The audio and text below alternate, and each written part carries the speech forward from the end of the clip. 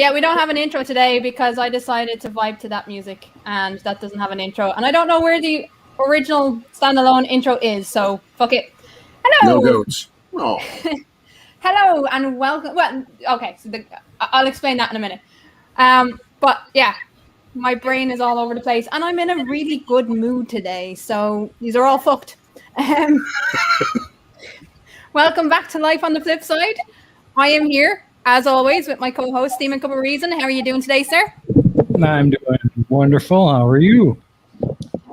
Where's my intro? Where's my standalone intro? Where'd you put it? Where'd you hide it? I think you hid it on me.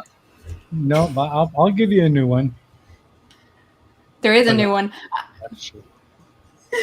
There is a new one. I just failed to use it today. I don't know. I liked that music. I wanted that music today. No worries. No worries. It puts me in a good mood.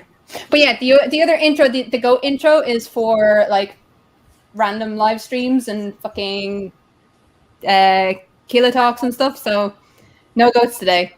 But there is a goat. There is a goat. But you have to wait until you hear the goat sound to actually go find it. So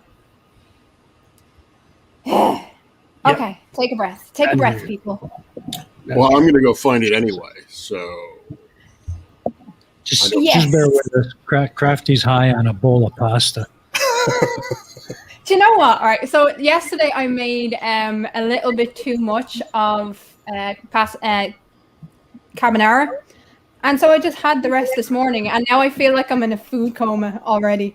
But I think that's just the heat outside. Anyway, we have two guests with us today. We have Rob Parks. How are you, Rob? Howdy. Doing all right. Particularly now that I have coffee. Yes, coffee equals goodness. I have tea today. I'm being nice. Coffee I don't want equals to. Well, I'm already off my head right now, so yeah, I have tea. Try and calm me the fuck down. And we have Sableagle. Sableagle, how are you? Good. Sunburned, but good. I'm currently not full of caffeine. And missing two heels. Yes, I have lost a pair of heels, which is very awkward. I still have the boots. I've just lost the heels off the boots. Shouldn't even ask. Are those two things related, sunburned and lost heels? They could be. It's possible that I tore the heels off the boots while riding a bicycle in them and using them to push the pedals. That could have happened. Oh, yeah. In which case, there's a pair of boot heels somewhere on a road somewhere, and somebody's found them and is going, "What the heck happened here?" I've been gearing up on my bike too. I can now like cycle half an hour without getting completely out of breath. Oh, you're making progress then. I am. Half an hour, right? Yeah, well, right. Watching Tusk's video makes me want to. That's a half an hour going downhill, right? Thanks. You're supposed to support me here. I am. I'm trying to be very supportive. Yeah. Right. No, I cycle to work every day. Which is like 20 minutes away. But you have to remember, I was a heavy smoker up until like a year ago. A year and a bit ago. Last January. Worst time to stop smoking ever. Let me tell you that. Or the best, depending on how you look at it. You know. Not just for the pandemic. Like 2 weeks after I agreed to stop smoking, I had 5 weeks of a flat earther in my house. No. Oh, wow. As I said, worst time to stop smoking ever. Wow. Talk about testing your patience. And that really did. That like pushed me to an edge.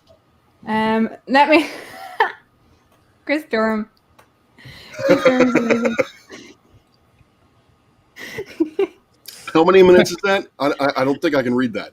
Fuck off. I say, come on. Read it for us.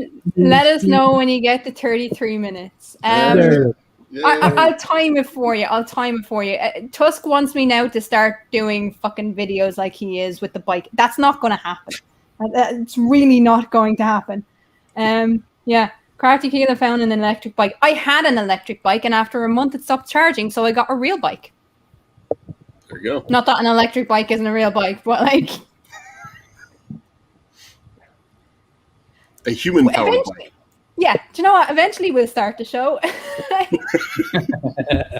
No, we don't haven't do started that. the show yet? No. Whoops. Oh, shit. How are we all doing today? We're doing okay. Getting a bit of cabin fever, but yeah, doing all right. We're reaching up to 30 degrees today over here. It's nice. You're reaching up to 30 degrees? Yep. Crap, I've been over 30 degrees for a year. You live in Vietnam. You don't count. Oh, damn. Okay, I'll shut up then. You always get decent weather. Well, you don't. That's a lie. We've been That's about like we've been about 30 for about a week or so, and I'm getting kind of tired of it. We Where are only you started. Sorry, go on. Where are you at, Rob? Fairfax, Virginia. Oh, I know that place. Nice area. Yeah. Right. So Mr. P says it's burning off Crafty Keela. Yeah. Right. So I'm one of these people who, even in this heat, will go out with a jacket. Now, yeah, a lot of people are like, "What the fuck?" So I have, as a kid, I was sick, and I don't have like a third of the fat receptors in my body that I should have, and so I find it hard to retain heat and weight. And so I will go out with a jacket just to make sure I'm fucking warm. But today is the first day, or yesterday was the first day I actually felt like I could go outside without a jacket in like nearly a year. Wow. See, my issue is I radiate heat like a nuclear reactor. So as soon as I step outside, I'm just drenched in sweat. It's just hugely attractive, let me tell you. So no way I'm going to walk out in the heat in a jacket. Nope. Well, you see, people talk about being thin as if it's something to strive for, all right? And for some reason, okay, there's a difference between being thin and being fit. I'm thin. I'm not fit. Like there's no fitness in my routine at all.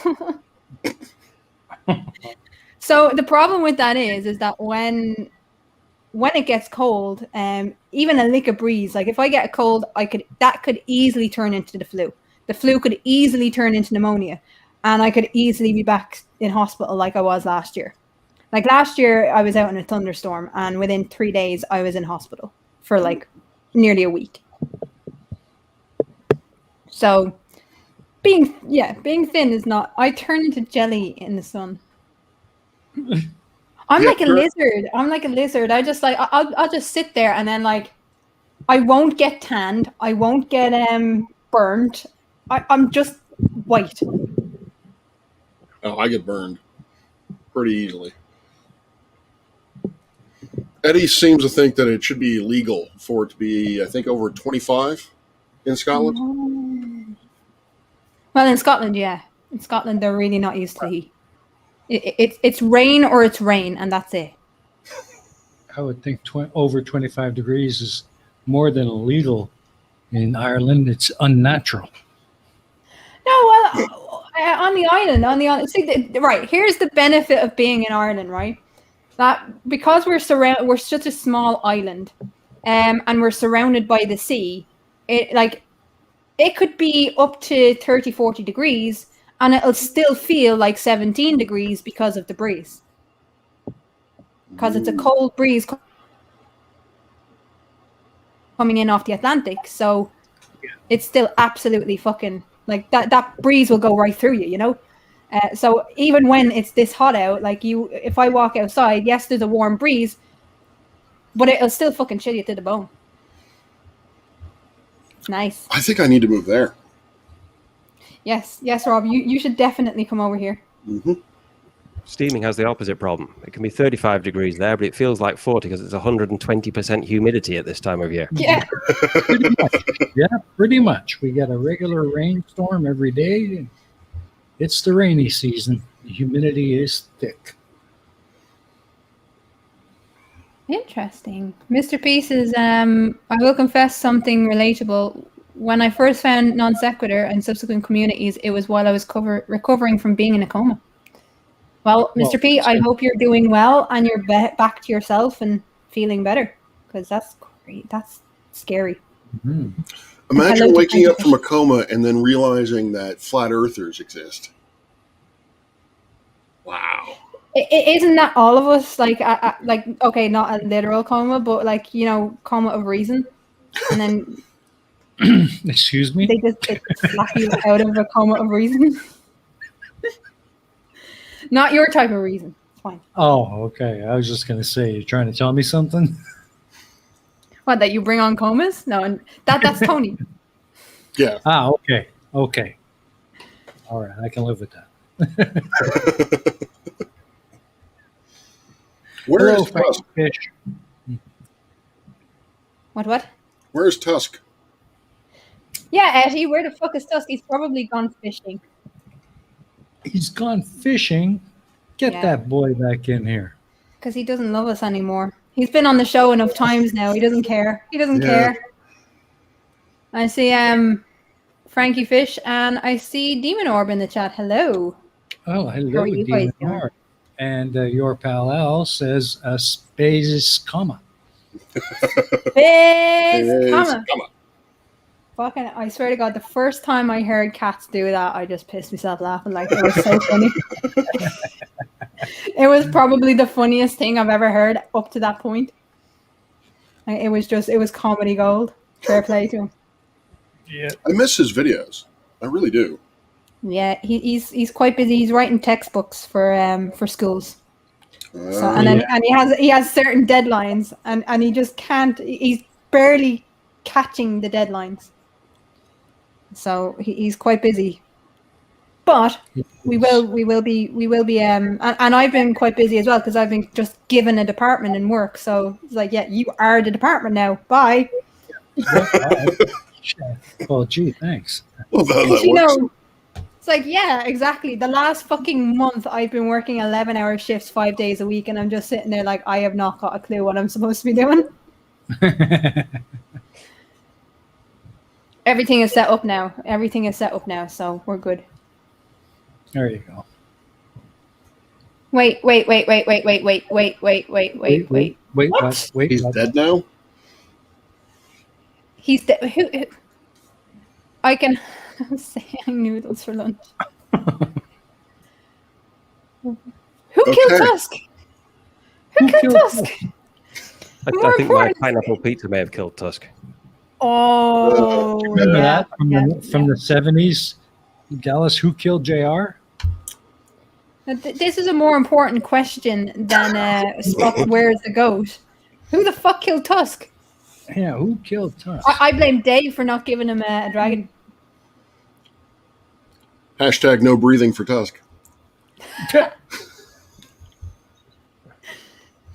No, Eddie doesn't seem to. I think. Yeah. Pineapple. Frankie Fish says quality over quantity. I don't mind waiting for the videos if it means they're going to be good. Yes, completely agree. And that's why I make people wait for my shitty little ones, because they're crap. And you still have to wait. They are not crap. Not crap. You make good videos. They're all right. No, they're good. Critic Agrippa says, we said he could pick any dragon he wanted from a range we offered. What was the range? A bearded dragon, or I don't know. Kimono? Cut. He wishes. Yikes. Ooh, wow. Mr. P, wow. That is not fun. That is not easy. And fair fucking play. That takes a lot of courage and a lot of strength and a lot of time. The complete bad dragon range. What's a bad dragon? There is no such thing as a bad dragon. Google it. Google well, it. Yes, there is, and unfortunately, they made me Google that. Yeah. Go to ddlgplayground.com and use coupon code SURIS for 10% off your first bad dragon. Oh, okay. I know what you're talking about now. Okay. Wow. Yeah. Okay then. It was an interesting conversation. If I was going to have a dragon, it would definitely be Toothless. Oh, yes. How to Train Your Dragon. Most cat-like dragon I've ever seen. It's awesome. Yes. It's amazing. It's amazing. I have heard of bad dragons. It just took me a while. Because, completely different circumstance. I need context, people. I don't want context now, but yeah. Fucking This hell. is a family-friendly show. It is, and it's bollocks. No, if I can't have a luck dragon, Tusk certainly sure shit can't have a luck dragon. Yeah, I want a Knife Fury. Someone get me a Knife Fury, people. Get me a Knife Fury. And not a fucking teddy. I want an actual Knife Fury. I don't think I know where Burke is. Oh no! Don't you start, Eddie. Don't you start. Eddie, you legend. That's sad that that tune immediately started playing in my head as soon as I saw it. I know, right? And that's the reason why I highlighted it, is because I knew that is exactly where fucking Reason would go. Oh man, Dan. Now it's in his head. I got my own back on Etty. I was so happy. So every so often, I sat Etty down and we watched Hamilton.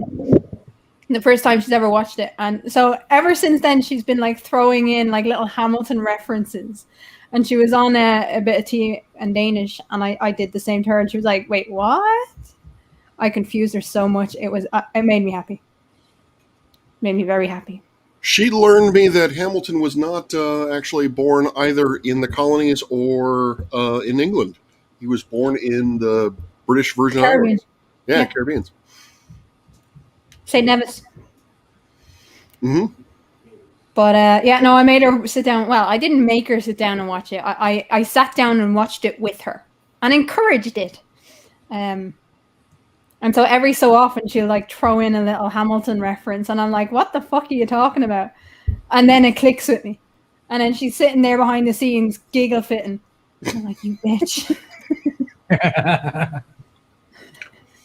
I still have yet to actually sit down and watch Hamilton, and I have no idea why. Rob, have you got Disney Plus? I do. I know what we're doing this afternoon. Hey, all right. Who's up for watching Hamilton?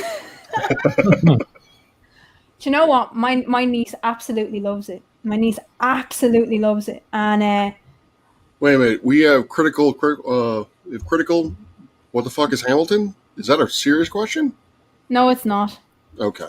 He's a nerd like me. He knows what Hamilton is. He knows who Hamilton is as well. He's not a stupid person. And in fairness, you can't. I heard there the other day that it's nominated for an Emmy. And the fucking thing came out like last year, and it's still being nominated for Emmys. Yeah, it pretty much swept the Tonys. So. Yep. Critical Cripple needs to join our Hamilton Fest. That's a thing now. That's going to be a thing. That's going to be a thing. Never heard of it. Some sort of song. Okay, now I get it. Oh, gas. So what have you two been up to in the last little while? I've been working and trying to. I am had an idea about doing an astronomy news show, and so I've got this little segment on Branson that I'm going to test pilot on the plot hole. So I'm trying to get that done, and I'm also trying to put together not really, I guess you could call it a debunk, but it's a debunk of a book It's Taking Back Astronomy by Dr. Lyle, Jason Lyle. And when I found, and I had to do this because I had only met one other astronomer who was also a young Earth creationist, and that idea just blew my mind to the point that I wouldn't talk to him about it. So when I found that there was another one, it's like, I must know how you can reconcile those two ideas. So yeah, that's what I've been up to. Work, doing my day job, trying to get those videos done. Cool. Somebody's mic isn't behaving. Wasn't me. Didn't do it. Not me. At the time. Maybe me. It has a rattly lead sometimes. No? Is that it? Yeah. Ah, right. Yeah, it's you. It's all your fault. Oh, I want it. You want what? What Sableagle just put into the private chat. I'm sharing this. I don't give a shit. This has to be shared. This is fucking awesome. What is this? Okay, we'll share. Give me a second.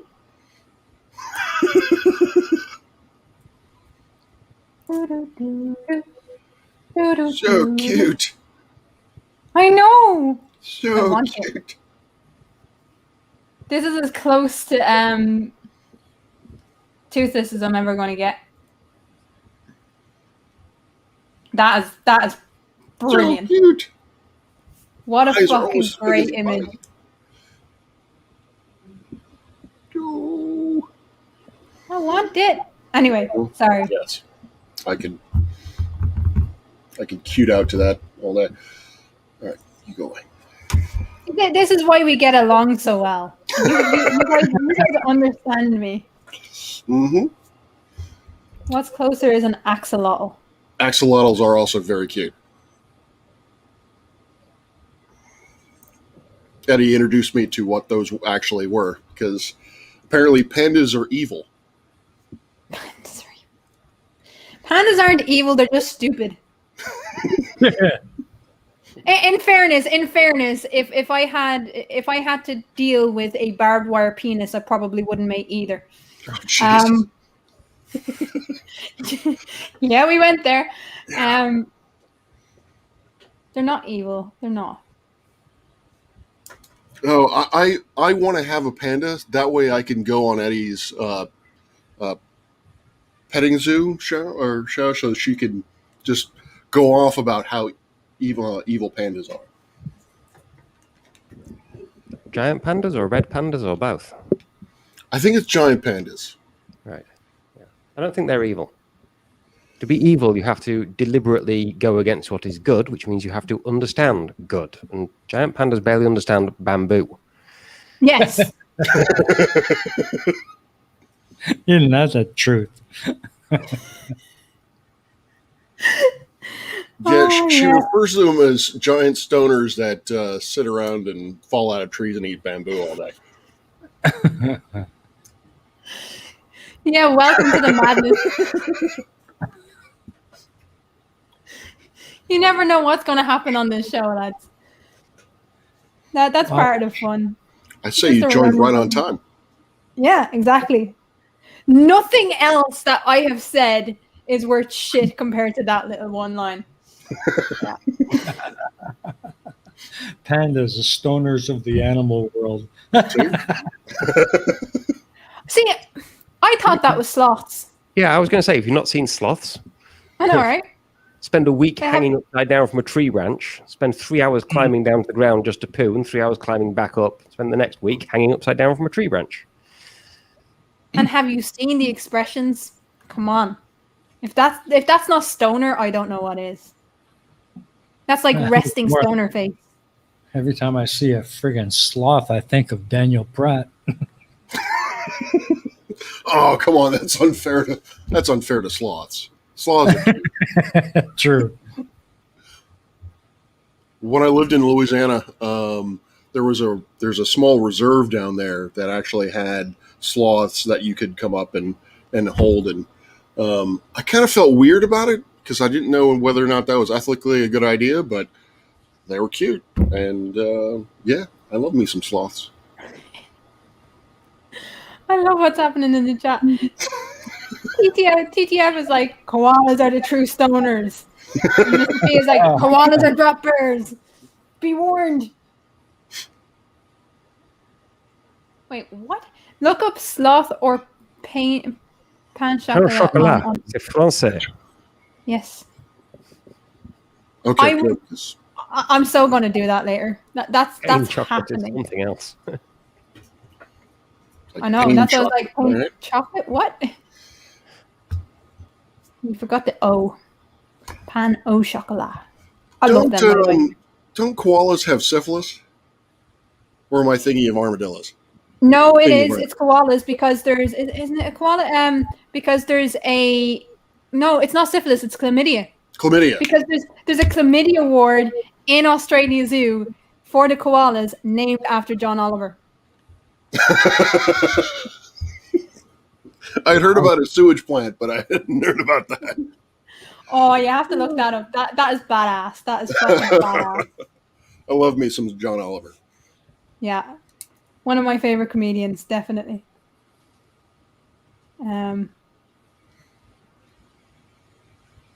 Koalas are more alcoholics. They can be vicious. They can be vicious. Watch out for the drop bears, people. That's true. Love it. I've met a koala. I've held a koala. They are fuzzy little things. They're amazing. So what have you two been up to? I have been working. I've been working and sleeping.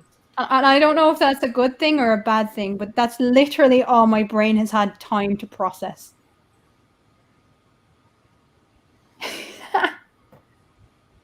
And again, when you get back onto the stream with the first and with such enthusiasm as well. Oh man! Did Basic Trig actually miss the barbed wire penis? Yeah. Ooh. I say. Yeah, we talked about how the barbed wire penis is almost necessary in order to get chlamydia if you were to be so inclined. Oh man! John Oliver's sewage plant is in Chris Durham City. I like it. I have to go visit that sometime. So it's in Connecticut. It's they're famous for their hats. I can't remember the name of the damn city. Danbury. Danbury, yeah. It's very strange because I've never seen Chris Durham with a hat. I know.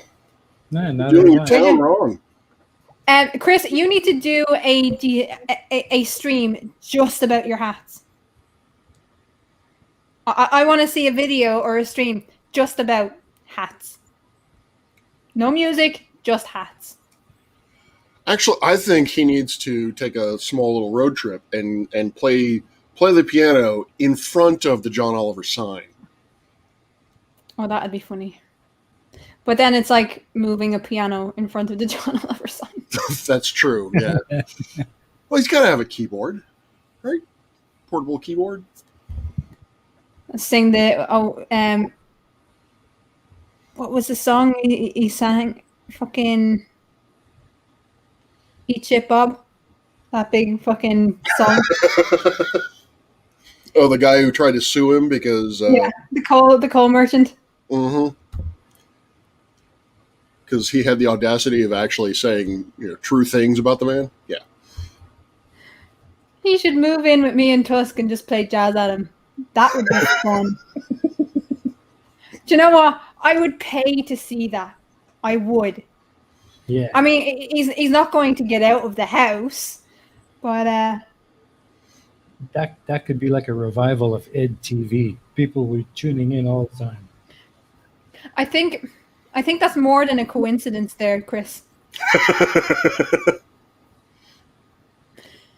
So he moves to town. The last half factory burns down. Right. I'm not insinuating anything there. Nope. Oh, And he doesn't have any hats. He doesn't have any hats. So, Apparently. mm-hmm. I don't know how true Did that you is. steal the heels off my boots? I think he may have. I was thinking it was Tusk, actually, but or Cloner Walk. I was thinking it was Tatty. Tatty needs the height. I haven't seen Teddy in the chat yet. Where is he? I haven't seen him either. I don't know. He's hiding or he's like busy. I think he's with his mum today Mm. because his mum came home from the sisters, so he might be doing the whole family thing. Mm. Dang it. They killed Tusk. Then he can. Is Tusk dead? Is Tusk dead? That's a big question. And if so, who killed him? That's right. Who killed Who shot? Tusk? Who shot Tusk? Right. I think Chris Durham is protesting a little too much. Oh, Teddy's dead too. Oh. Tatty will be in the freezer. It's just wholesale murder in Scotland, apparently. Yeah, I don't know. It's like fucking London after the World Cup. Oh. Oh, shots fired. Shots fired. Ouch. Right. In fairness, right. I'm not a huge fan of football. I watch it every so often. Big fan of rugby. Love rugby. Not the biggest fan of football, right? But Mm-hmm. it is enjoyable. It is enjoyable. I'm sorry, Dave. You're going to hate me for saying this. But it is enjoyable watching England get so fucking close and then just being bitch slapped right into place. That is very enjoyable. I'm sorry. Yeah. I always say that football would be better if it were played on ice in a smaller rink. Give them sticks. Change the ball into a puck. You know, there's a game called hockey for that. Oh, really? Okay. Because Could you imagine? much faster, much more, much prettier to look at than a whole bunch of guys running around for 90 minutes. Oh, and then falling over randomly. Falling over, clutching their faces because the ball hit them on the leg. Yeah. Oh, boo-hoo. Try taking a puck to the forehead. Where did the ball gag come from? Fuck off. Like, what? Out of nowhere, just Random. Dave decides to whip out his ball gag. Okay.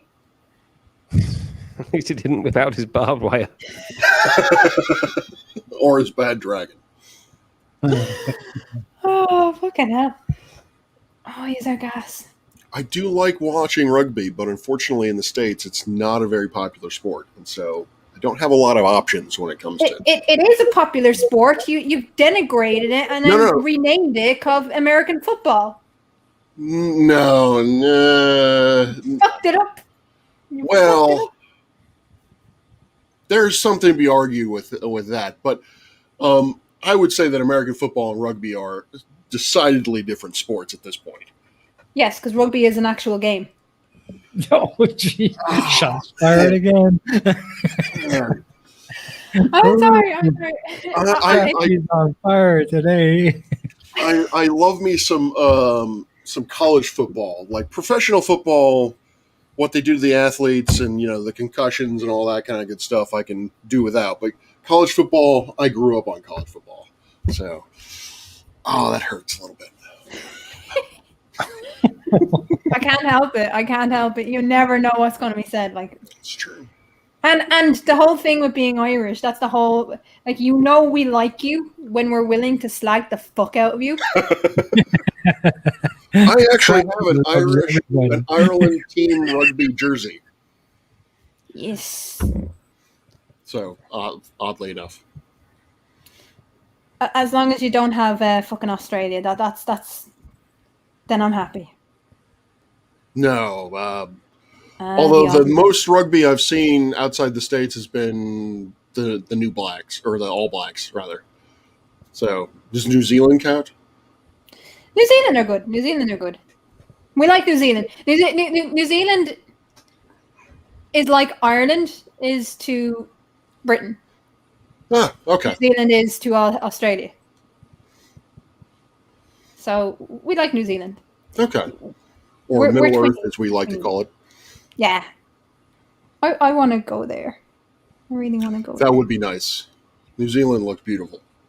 Do you know what? I'd like, because there is like the little Hobbiton thing. I don't know if it's still up and existing, but I want to take PhD Tony. Yes. Oh, just to see him throw a fit. For a second there, I was like, yeah, there are nice rock formations, and oh, wait a minute. That's right. He hates Tolkien. Yes, he does. Yes, he does. No. He hates literature. Yes. He hates Lord of the Rings, period. And Lovecraft. Tell Gandalf to stay away, because Tony's liable to rip away his friggin' staff and beat him to a pulp with it. We're going to abduct Tony and bring him to Hobbiton. Although I've got to say, Tolkien's writing is a bit dull. It's an academic work. Like, you can't read it like you'd read Pratchett. It is so, like, he did it academically. He went into so much detail about the history of the world. Have you ever seen the movie Tolkien? No, I haven't. You should. Although I do like Nicholas Hoult. Is that Nicholas Hoult who played Tolkien? I think so. I can't remember. But you should definitely watch it, because it does explain a lot. He did it as an academic work. It wasn't supposed to be, yes, it was nonfiction, but it's not nonfiction in the way that we think of, like Pratchett or J.K. Rowling or any of those. He did it very, very differently and very academically. So that's why it's so challenging. That's why it's so dry. Sorry, what? You said nonfiction? Real? None. Oh, wait. Not fiction. It is fiction. Yes, fiction. Sorry. Yeah. What am I thinking? My brain is not working. I got you. People know. My brain is just not working. The Hobbit was fun. That was a cute little book. But yeah, The Lord of the Rings is dry as dirt. I read The Lord of the Rings. You know that the part people complain about in the movies, where there's like hour after hour after hour of footage of two hobbits walking across the Brownlands. Yeah. Well, I must have read about 2/3 of the way through that, for my brother took the bookmark out of the book and hid it. And by the time I found it again, I'd lost my place and had to start again at the beginning and read that whole section again. Oh, that's cruel. Can Crafty not tell the difference between fiction and non-fiction? No, not right now. Yes, I'm in my flat earther kind of mode. Get more coffee. I'm awake. Yeah, I'm awake about 2 hours. Like, hello, Arto. Yeah, I'm at the end of my day. I tend to work nights. Ah. So I don't feel so bad now that it's like 7, 8 a.m. getting you up. We're not getting you up, we're keeping you up. Keeping me up, Yay! yeah. There you go. Yay, that's even more fun. Kofefe? Where did that come from? Kofefe is a Trump term, isn't it? Well, yeah, I know. I just kind of like, why did you bring Trump into this early in the morning? Because we said we needed coffee or tea or something. Okay. Kofefe. What's Kofefe, precious?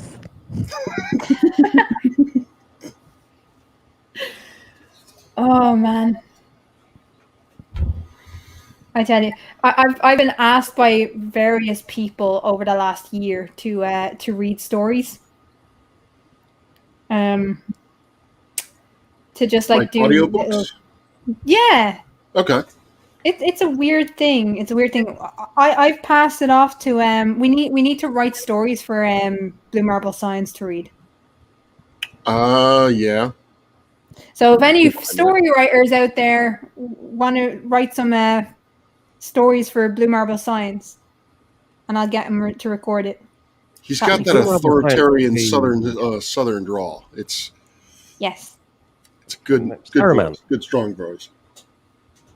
Whereas I have a weird Dublin accent and like fucking range of 3 different accents across the country. So yeah, I'm not great when it comes to reading voice. Whereas like Blue Marble Science is perfect for.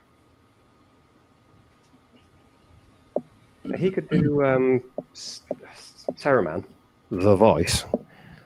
You could do the elves. Sorry. I'll do the hobbits in a Yorkshire accent. There you go. Mm-hmm. Now then, I won't be bound to visit yon bairn. What about sheep? Rob can be They'll not come to any harm. It's not about a mile away. Come on, lad, frame this in. Perfect. Gospel in Broad Yorkshire. I have that somewhere on tape from years and years ago. What about second breakfast? I don't think he knows about second breakfast. What about third breakfast? What about 11sies? Please. Yeah. Maybe we can get to Taboo Conspiracy to do Gollum's voice.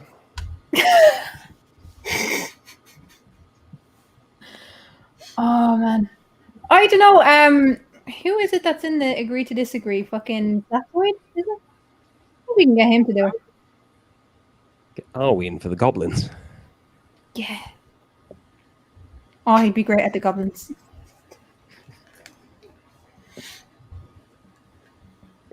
Scottish accent. Actually. You could just record him generally ranting about kill them all and just shove that in. Hello to Gary White Benga and Mr. 42. Welcome. Good flat Earth day. Hello. Yeah, there's 2 flat earthers that kind of come around my channel. Gary is one because, you know, I treat him like a human being instead of just a doorknob, which he can be sometimes when he's like doing the cut and paste. Copy and paste, but he doesn't do that here. So we're all good. We're all good. Gary is more than just a flat earther. We can have a laugh. It's all good. And then the other one is Feel Jesus in You. Feel Jesus in You. I don't know if he followed me from the shills, and I really don't know how to take him. I don't know whether he's an actual flurf or whether he's just pretending to be, but he does believe that COVID is real. So that's awesome. With a name like Feel Jesus in You, yeah, I'm wondering the veracity of his claims. Well, that's the thing. We didn't know whether he was a troll or what. I still think he's a troll, but I don't know. Yeah. But he comes around every now and then, so it's cool. It's cool because we all just Plug version. Oh, no, that would be Buddy Jesus. Buddy Christ. Buddy Christ. Buddy Christ. Yeah, I don't want Jesus in me. Yeah, neither do I actually. That'd be very disturbing. Since he's been dead for over 2,000 years, if he even existed at all. Yeah. Fictional beings being inside now. Anyway. I was going to say, I'm not putting that inside me. I know where it's been. You don't know where it's been. That's the fucking point. I do know where it's been. Again. Everywhere. Including inside the John Oliver Memorial Sewage Plant. Mm-hmm. Jesus is risen. So, you know. Yikes. What happened to this conversation? How did we I get don't here? know. Oh, I love this show. Anyway, Doctor Who proved that Jesus doesn't exist, at least in the Doctor Who universe. Really? Yeah. The weeping angel, in the sight of any living being, turns to stone. No choice. It's a fact of their biology. And you can't kill a stone. Of course, a stone can't kill yada, yada, yada. Right? Yes. Well, according to Christian mythology, Jesus is God and is alive. Died and came back to life. The living God. Hear it in prayers and hymns stuff all the time. Is everywhere and sees everything. So everything on earth, them, is in the sight of a living being. Therefore, the weeping angels would never be able to move. Therefore, in the Doctor Who universe, there can't be a Jesus. Oh, can't be a God. Interesting. Okay. I like it. I can, yeah. I knew there was a Alright. reason why I liked Doctor Who. I love Doctor Who. By David the way. Tennant is the reason why I like Doctor Who, and then Tom Baker after that. Peter Davison was the first. Well, actually, that's a lie. I did see like 2 or 3 episodes of Patrick Troughton. And yes, for anyone wondering and trying to do the math, I am not 50 years old, so no, I didn't watch it when it was first aired. But my granddad was a huge Doctor Who fan, and he used to tape them, like VHS tapes, and he used to tape them all. And so when I was young, that was like my mom was their carer, so I spent a lot of time with my grandparents, and that was the only way to shut me the fuck up was put on Doctor Who. So Nice. Doctor Who, and it was with my granddad. The bonding time that me and my sister had, it was Doctor Who, or it was classical music or musicals.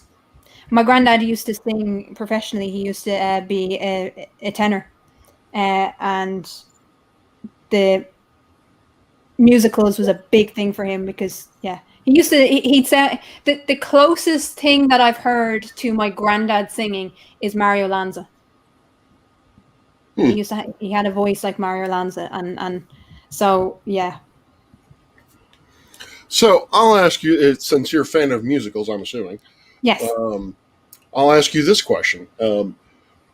What do you? So for me, when I grew up, a musical was Singing in the Rain, Seven Brides for Seven Brothers, Oklahoma Sound of Music. You know, where you would have the talky bits and then the singy dancey bits. Mm-hmm. And then I got introduced, I guess, to modern musicals like Rent. I was like, yes. Why aren't they speaking? Like, so is that what they do? Is that a Rent is entirely sung except for one line, which is on the answering machine, if I remember correctly. Where did you see Rent?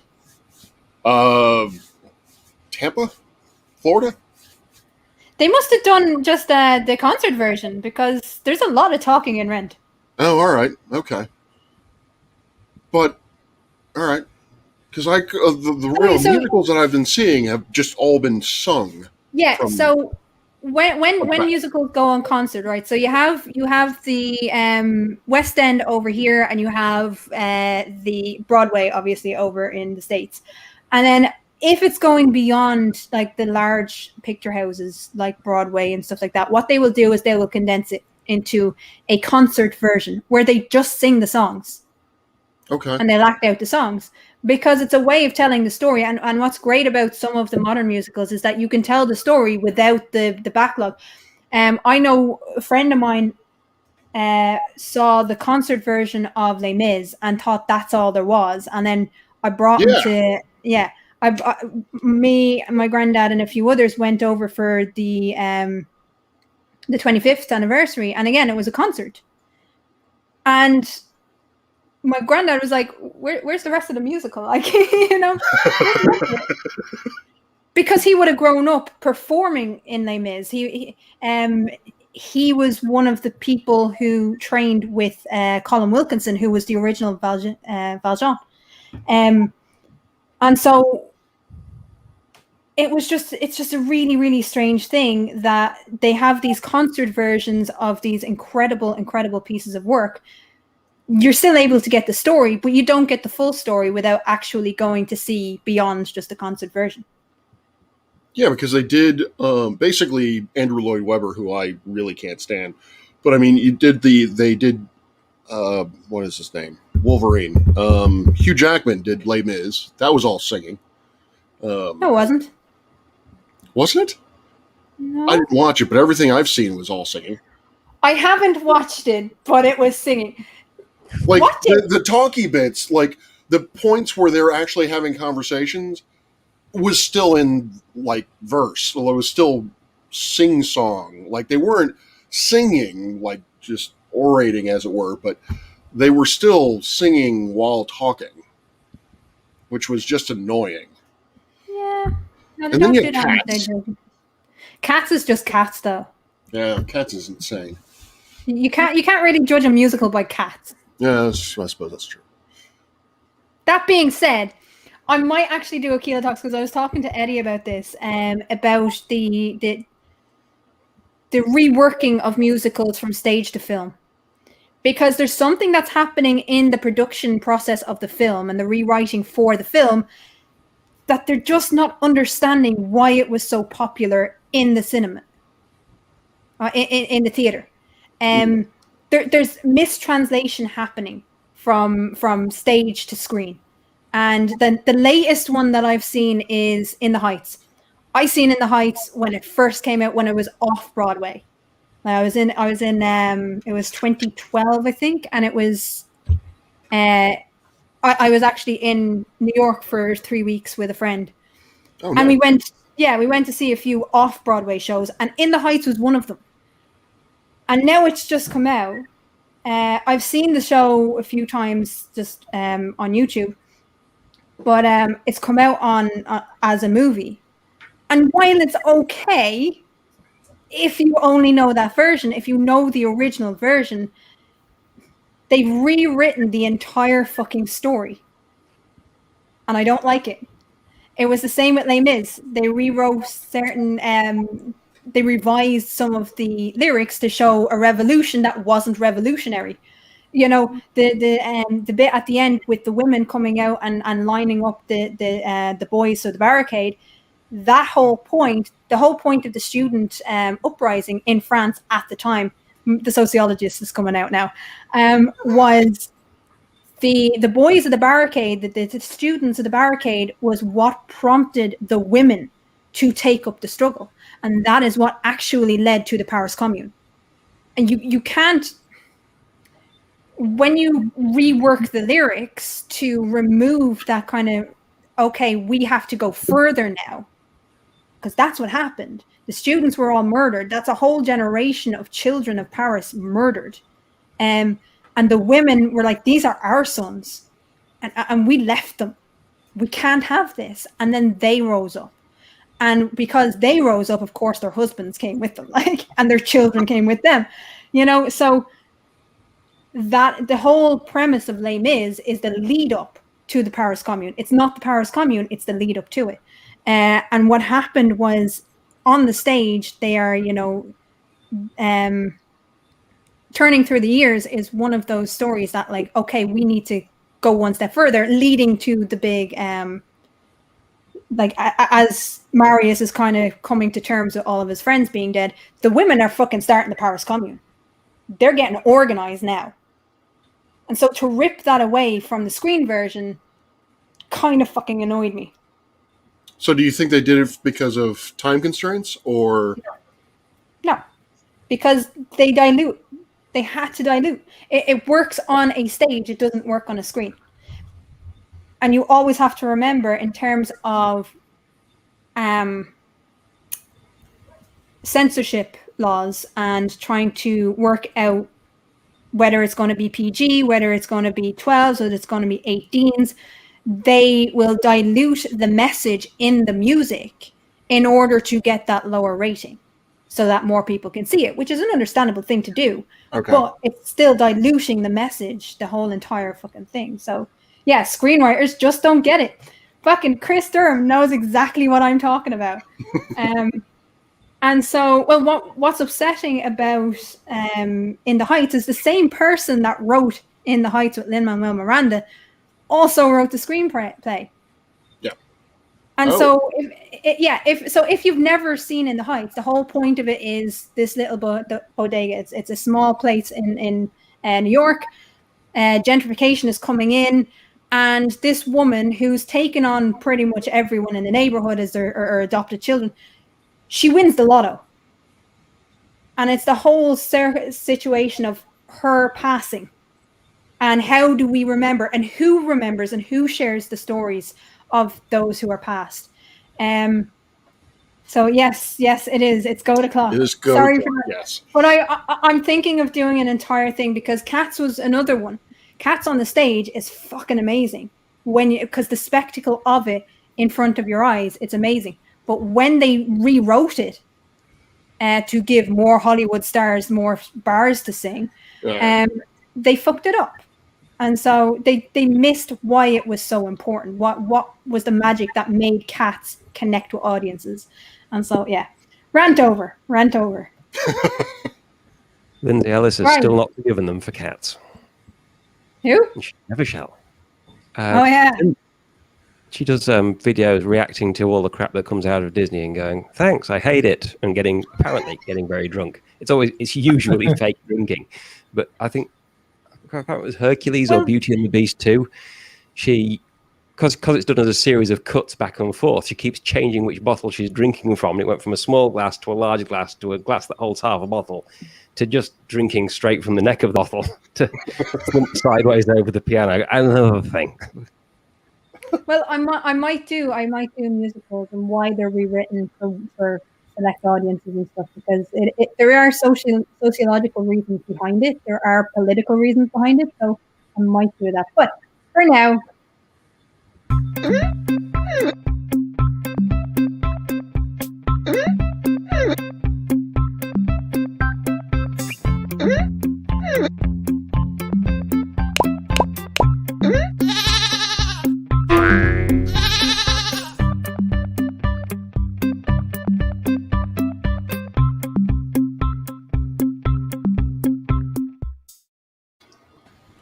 Okay, people. Now I can ask, why is there poo in the tree?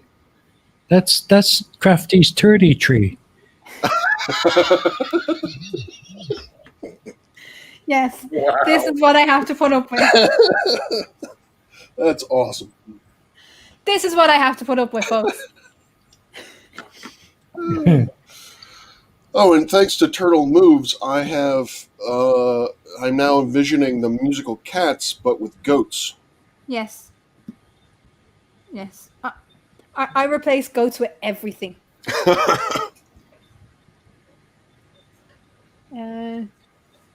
Time. Right, people, find the goat. That's You're not right. Find it, but find the goat. Can I ask, why you have a Muppet wearing one of those Victorian ruffed collars up in the top right? Huh? You've got one of the puppets from the Muppet Show in the top right, wearing one of those. It looks like the guy with the big red beard, but he's replaced his beard with a big collar. Or it's a little old man with no teeth left, or something. Oh yeah, with big ears, or yeah, big like teddy bear ears. Yeah, and one of those huge collars. You mean the flowers? No, upper right, not upper left. Oh, upper right. Oh, your other right. Yeah, that's a rock. Yeah, see, I can't even tell you what's right and left anymore. We have a little Kermit. That is awesome. That is awesome. That was not planned, but that is fucking brilliant. Thank you, Cork. I'm willing to bet someone just went in and painted Kermit or their version of Kermit onto a fucking rock. Oh yeah. Because that's Cork. Like that's the madness of Cork. I was so taken aback by the face on the rock that I missed the Geico lizard or the Kermit underneath.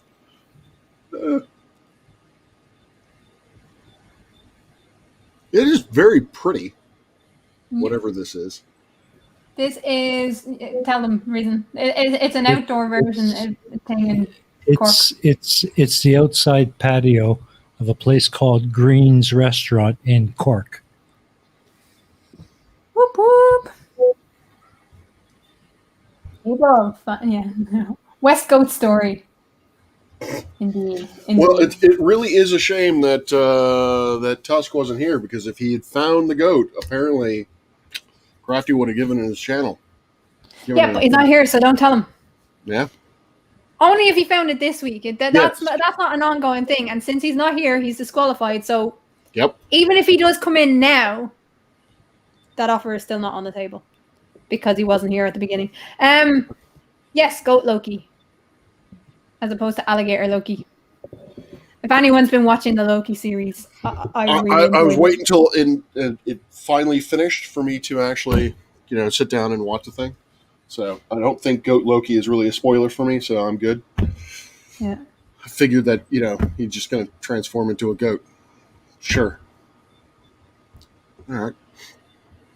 But the thing I love about the old musicals is sort of the, particularly with Singing in the Rain, is that the musical numbers were fantastical as opposed to the rest of the movie. And so you're talking about spectacle, that the old musicals, to me, that's what was magical about them, was the spectacle inside the movies themselves. So, and that seems to be missing in more modern ones. Yeah. Singing in the Rain is actually, if you remove the songs, it's still an absolutely incredible story. It is still a brilliant story, and it's kind of true, because a lot of Hollywood actresses, even now, like there was a big thing about the what was it, The Greatest Showman. The Greatest Showman had, what's her name? I can't even think of her name, but hang on.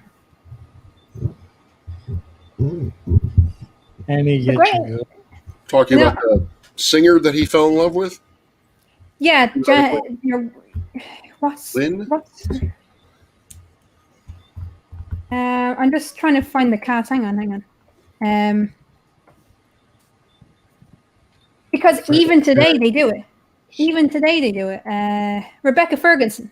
Yes. Rebecca Ferguson plays Jenny Lind, right? And she's amazing at playing Jenny Lind. She does not sing Jenny Lind. She doesn't sing it. Calamity Jane. Nice. I like that. I like that. The woman that's singing for Jenny Lind is a woman called Lauren Allred. So even now they're substituting. Now they actually have to give them credit for it. But even now they're substituting singers for actresses. I don't. Yeah. That's a wrong way to go. It is. And there was a bit of a controversy over it, because there was no reason. Rebecca Ferguson, by the way, has actually been trained as in musical a classical singer. Yeah, a classical singer. So she knows how to sing. Why the fuck they didn't just let her sing the song, I'll never know. Fantastic. But anyway. I didn't see that because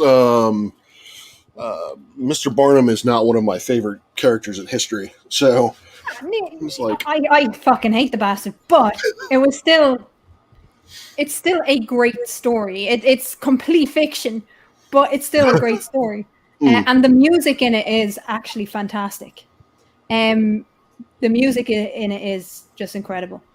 But it really annoyed me. It really fucking annoyed me, because Lauren Allred is I am a fan of Lauren Allred. She is just an incredible vocalist. But Rebecca Ferguson isn't bad at singing. She's classically trained. Why the fuck not just let her sing the song? I don't get it. The Sound of Goat. That's going to be mine. The Sound of Goat. The Sound of Goat. Goating in the Rain. The sound of Goat. As soon as I heard that, all I could hear was the screaming goat. Jesus Christ, goat. So that's what we're doing now. That's what we're doing. Yes. Instead of actually finding the goat, we're just, and you get your goat. Yes. Yes. The goat's a peasant. Show goat. We're just putting goat into not even movies, musicals. Musicals, yes. They goat. They go to Robble. That'd be Le Cheval. Or is that horse? The Chevy. The goat of the opera. This is what we're doing. This is what the show is descended into. Just thinking up goat puns. Fiddler on the Goat. Just eat all the costumes. Madame Goat. Or Madame Goat.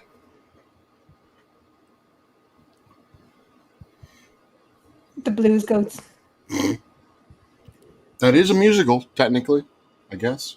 They've got both kinds of moving. Do you know what? I nearly fucking stopped the goat. I wanted to get off.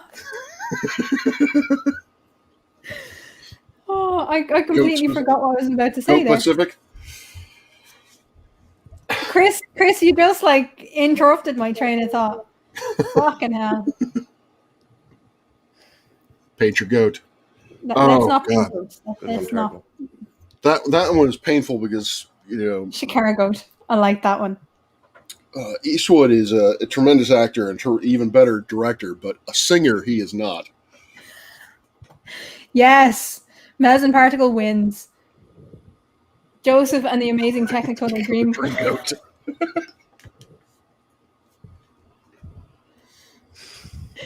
We're gonna need a bigger goat.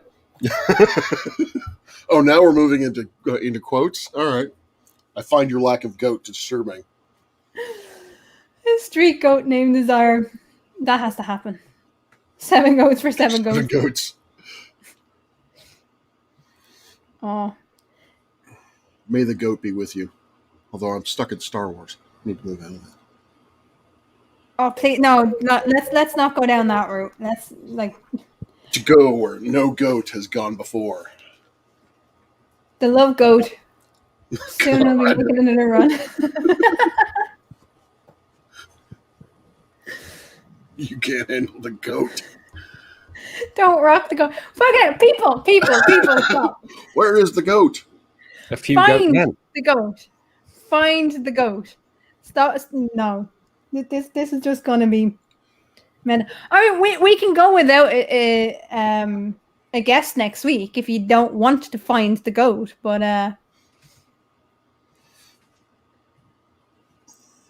jeez, this. I don't know where the goat is. See, Dave had the exact same thing as me. Rock the goat, don't rock the goat, baby. Yeah.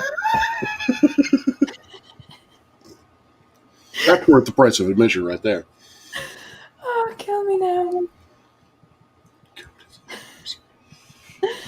A few goat men. I think that's my favorite, actually. 3 men and a goat. Do you know what's worse is nobody has mentioned the actual film with goat in the title. Men Who Stare at Goats. Yes. Who stare at goats, yeah. Men Who Stare at Goats. Really? Goats Who Stare at Men would be an interesting film. Yes. No, but they do that all the time, though. Have you ever tried to get into a staring competition with a goat? No, because they're too busy trying to eat my clothes. Bullshit. Hey, when I was 6 or 7, a goat tried to eat my shirt, and I was traumatized for a very long time because of that. Oh. Poor you. We need to get you a goat. I know. I like goats now. I've gotten over it. Years of intensive therapy, but it took a while. But I have found my love of goat. Robin Hood, goats and tights. It's I'm wondering, like, the people that are on the panel here, you don't have to write it in the fucking chat. That's true. You can't speak up. Okay, you're going to have to explain that, Sable. What, winning a staring competition with a snake? Snake. Yes. How did that come about? I don't believe you. I was crouched down doing something and looked up, and there was a snake like 12 inches away staring at me. So I froze and waited. And after a while, this snake, several minutes, just sort of turned and wandered off because I wasn't moving. So I wasn't all that interesting anymore. So Sableagle turned into a possum. Nice. Possums play dead. I've tried to win staring competitions with my cats, and I always lose. You're not. Yeah, no. That's not going to happen. Doesn't work. Goat Busters. Who are you going to call? Gary White Benga gets into a staring contest with roosters. Okay. If nothing else comes out of this stream, that's it for me. Gary Wabenga stares at roosters. Gary, you're brilliant. Gary, dude, you have to go find the goat because I need you on the show because I have to have a conversation with you. We could have great The goat is on the fourth rock. The goat is on the third rock from the sun, not the fourth rock. And if you're not going to say fourth rock from where? Yeah, I was going to say, I don't think I know where goat is on the fourth rock. Right, the fourth rock from where? Because there's a lot of rocks in this picture. You're going to have to be a little bit more specific there, Dave. Oh, was he not actually, quoting a movie? Oh, okay. I hope not. That being said, Dave is probably the closest one because nobody else has even tried. I think that's a light on the fourth rock. I love it. And I still see a toilet on the rocks. Is that a new kind of drink? I see a Kermit on the rocks. What? I see a thing that looks like it has horns, but I don't think that's the goat. The goat in hiding behind the third tree on the left. Turd tree. I see what they did. I see what they did there. The duck. No. See, Daryl, you didn't pay attention to what the duck is not a goat. He did find the duck, but the point is not to find the duck, but to actually find the goat. I love this game. I really do. People get so into it. The goat, the bad, and the ugly. Nice. I can't stop staring at the black spot on the center of that rock that looks like an eyeball. Okay. It's like the angry at me. From the rock with the light on it, down and right, that rock. No. Good attempt though. Gary Wabenga works with cattle. I have worked with cattle-ish. I've been thrown 5 feet in the air by a cow. Well, by a bullock. So I don't like working with cattle. Why? So, Mr. 42 gave it a shot in Discord. Hang on. Cattle bug me. Because they're not particularly bright, but they are very curious. So you have like half a ton of idiot bounced on 4 tiny hooves coming to see what you're doing. If you're on a public footpath that goes across the middle of this field and then down the steep slope at the end and over the stile, and 30 bullocks come to see what you're doing and just follow you and stare at you for like 300 meters across this field, just beyond arm's reach, and you get to the top of this long descent. It's kind of a 1 in 3 gradient and 5 meters of it down to the bottom of this stile. And all of these bullocks are stood at the top of the slope behind you, kind of bouncing and wobbling and starting to slither down just a little bit. You start wondering whether you can jump from here to the top of the stile. They don't mean any harm, but they only have to get it wrong. You don't have to do it on purpose. Fucking Echo Odyssey. Mr. 42, good try. That was a very good try. Now I'm curious where he thinks it is. Keep trying. Keep trying, people. Keep trying. My attempt was unsuccessful.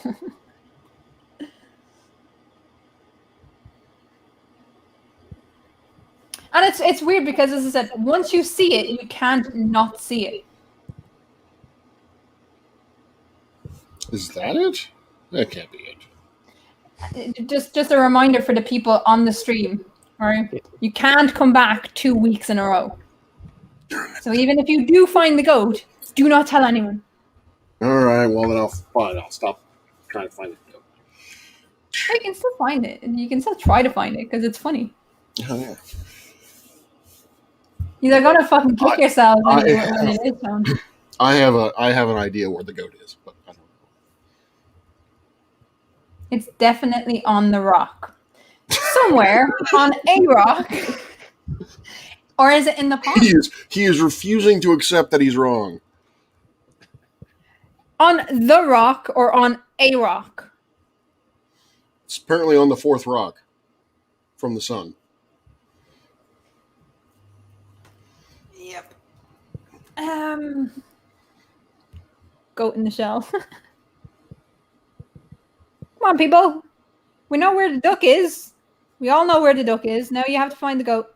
Let's go. New kids on the goat. Oh.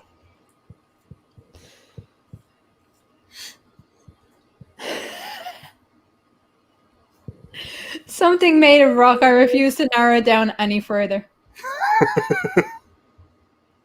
Come on, Dave. It would be hilarious if the goat was in fact not on a rock. Saying nothing. Time to start taking a really close look at the wood grain. Yeah. Is that actually a knot? Oh man, I love it. Kiss me goat. So when is the debunking community going to transition to anti-vaxxers and climate change deniers? Because in terms of anti-vaxxers, when our videos aren't fucking nuked for doing anti-vaxxers. Oh, is that the reason? Okay. Yeah, no one will touch vaccines with a fucking we won't do it because not because we don't have stuff to say, but for the most part, we'll just get nuked for saying anything about the vaccine. It's okay for fucking Simon Dan. Simon Dan has done a few videos on it. But if I was to do it, my whole channel would get nuked. Wait, so anti-vaxxers can say what they want, but if you try to debunk anti-vaxxers, you get nuked? Mm-hmm. Some of them, like Riley got his taken down because he was saying there was a woman that took the vaccine that died, and the whole channel got taken down.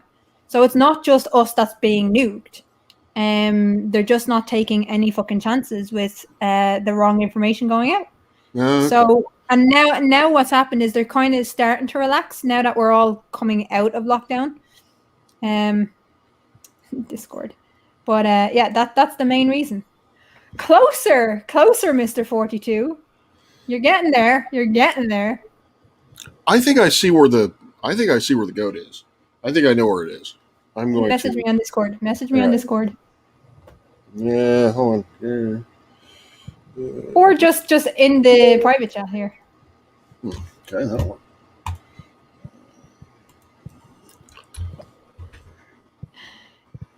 Is it between Crafty and the plant pot? No. Unfortunately, no, and it's not on that rock.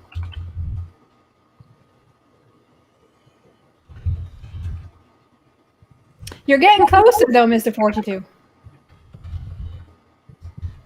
You are getting closer. See, this is why I need to know where the goat is, Reason. On the rock next to the duck. No, because then it'd frighten the duck. It's actually under the duck. We hired the duck to sit on the goat. It's a specially trained duck. No. Good guess, but no. So that's not where No. Goaty McGoatface is? No. What's funny, right? So when we were naming the kids, I asked Mr. Sensible and Katz to name the first twins born on the farm last year. And twice, both him and fucking Mr. Sensible both put the option of Goatee McGoatface. Yeah. And both times it was voted down. So, mwahaha, it is not Goatee McGoatface. What? Well, I call this particular goat, I call Wall Dick because it's so damn fucking hard to find. Oh, Wire-haired Boston Terrier. Etty, don't be upset. If you don't find it, you don't find it. It's okay. Terror duck.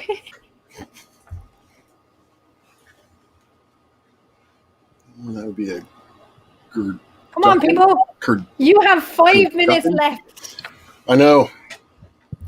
There must be a guest. Doesn't have to be. Sorry, folks. Didn't mean to make it so tough. I guess I'll have to start making them simpler. No, you don't. It's funny. Huh. We can go without a guest next week. Oh, well, of course we can. Blame Tusk is dead. Yeah. Apparently, Tusk and Tatty are both dead. That's just horrible. It was a goat hunting accident.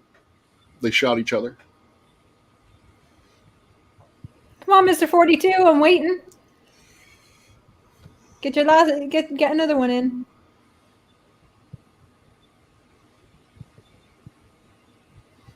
Oh, good fun. Thrown off a waterfall. Oh, okay.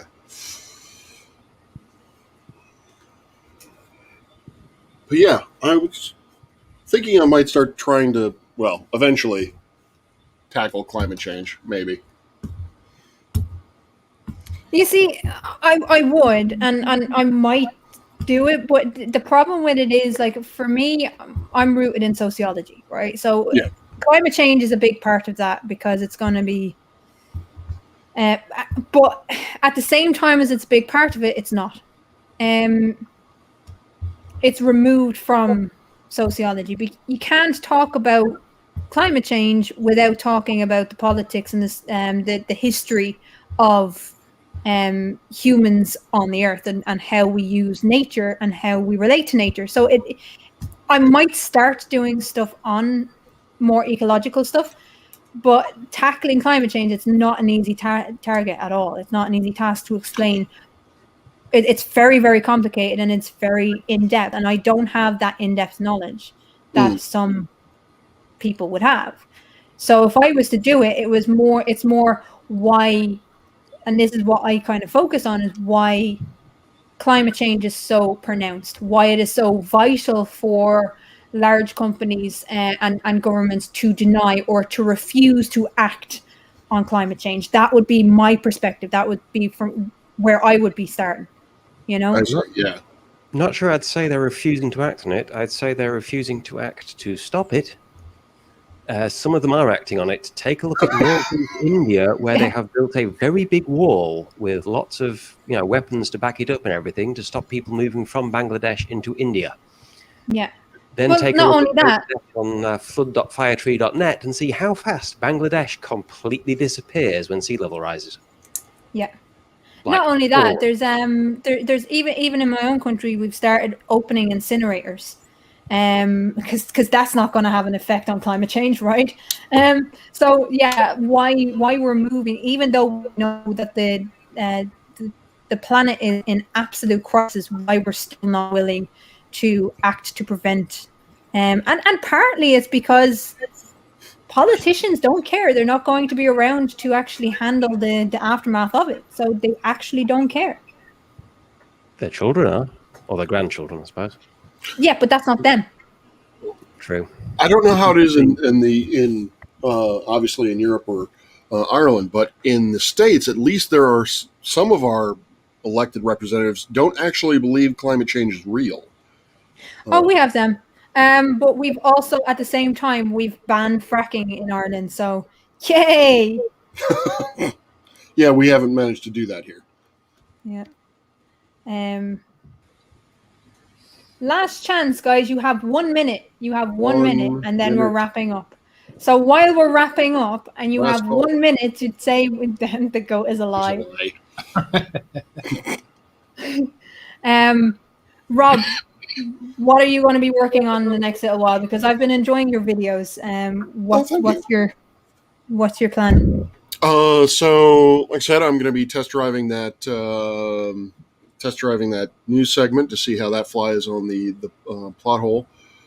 From a more regular standpoint, I'm going to be doing, just because it helps motivate me, I'm going to be doing data analysis on Thursday nights, and then if I can, on Saturdays, I will actually be giving Saturday mornings. I will be giving astronomy lectures, or trying to convince educators to come on and talk to me about expert denialism, because I think there's a huge problem with people denying experts. Not just because I see it far beyond, or I see it moving beyond, or maybe it's always been beyond science, but like the soft SIDS, for example, they just don't want to accept expert lawyer advice. So it just seems to be a much larger problem. And so I would love to talk to some educators about how they view it and how we can best combat that with the next generation. Nice. Well, I'd be very interested. That I'd be very somebody interested in in that. government said, people are sick of hearing from experts. Want to hear from ordinary people. It seems to be. Yeah, and the decline of the professional as well. That's something that I might touch upon in one of the Iron Society. So I'll keep you in mind for that. Oh, appreciate it. Sable, what are you up to? Uploading videos from a recent stupid long cycle ride. And then going out and making more. I've been taking videos of sort of not the full length of, but accessible points along all the different rivers around the Yorkshire Dales lately. And I still have to get the whole of Wensleydale, Raydale, Bishopdale in. I think I've already got Arkengarthdale when I did Swaledale. And on Friday I was out doing Littondale and Lower Wharfdale. I got as far as Otley. I did not bother with Tadcaster. Nice.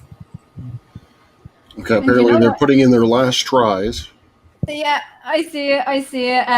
Back in Mr. 42. You know, like it's that close. It is that close. Should we call him the winner? Hang on. Let me see. Because apparently Critical is going to claim it if it's on a rock. He will in his shite. Save. Right, so give me a second while I just send this to Reason, and it's over it, but like I don't know whether to give it to Mr. 42. Apparently, if it's in the water, Nerdy wins. Dave can claim what you like, but I'm the one that controls this. Well, me and Reason. So that's what I was just sent by Mr. 42, and it's like just above it, but I don't know. Dave, that's a rather forward question. It does actually have the goat in the thing, I think. Yeah, I would accept that. So, yeah, okay, Mr. 42 won. Mwahahaha. Hey, Screw you, Dave.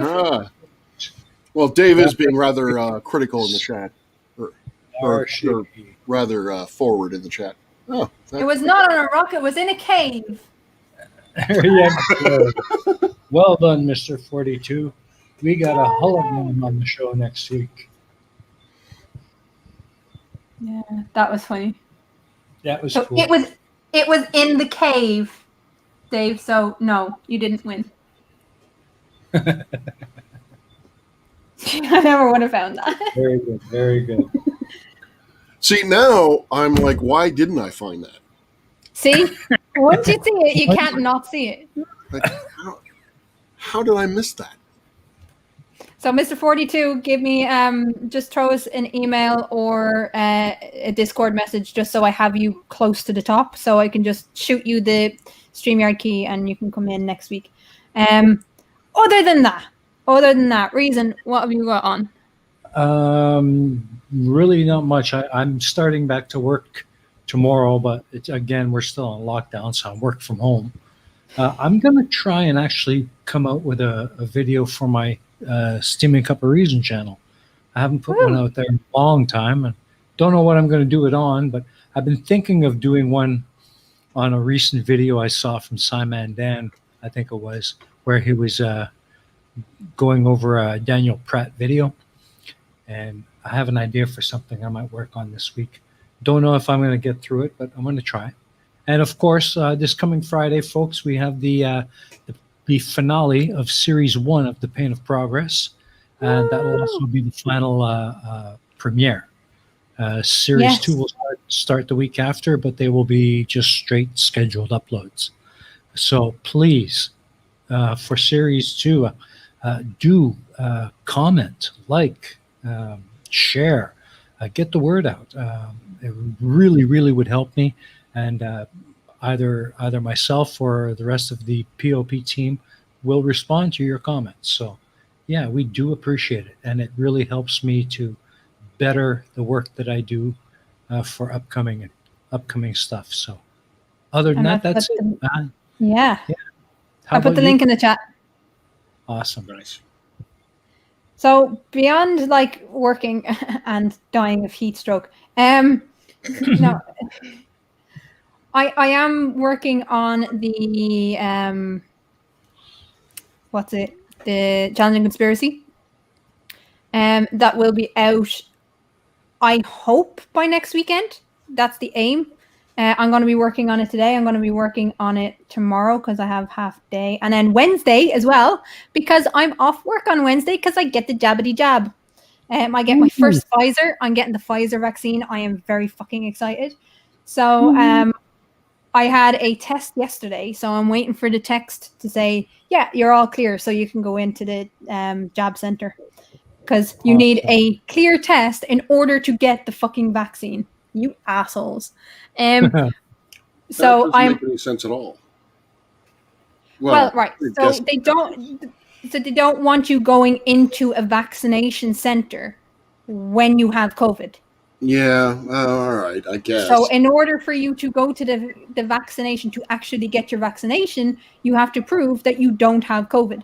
So that's what's happening. And so, yeah, I'm waiting for the text just to say, yeah, all clear, go. And so Wednesday, I have midday, I have my jab. And so I'm going to be free all day Wednesday then.